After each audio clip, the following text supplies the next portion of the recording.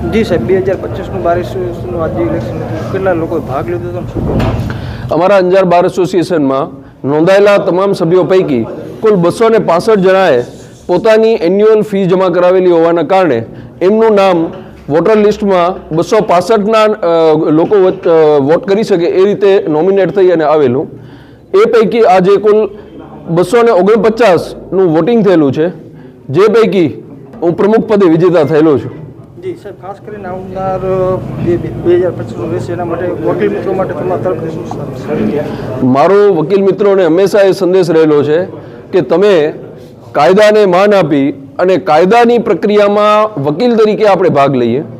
આપણે પોતે કોઈ પક્ષકાર ન બનીએ, તેમજ વકીલ તરીકે આપણે જે કર્મ આપણા અસીલ માટે કરી શકતા હોય એ તમામ કરીએ, પણ એ જે ફોર બાઉન્ડ્રીઝ કાયદાએ આપણા માટે નક્કી કરી છે એની અંદર રહી અને નિડરતા અને સાહસિકતાપૂર્વક વકીલાત કરીએ. જી સાહેબ, આજનો આખો દિવસ કેવો રહ્યો વકીલ મિત્રો માટે?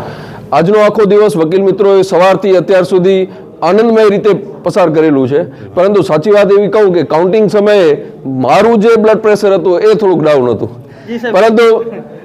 પરંતુ એનું કારણ એવું છે કે પ્રમુખ પદનું સિલેક્શન જે કહીએ તે હતું, એટલા માટે થોડુંક નર્વસ જેવું હતું.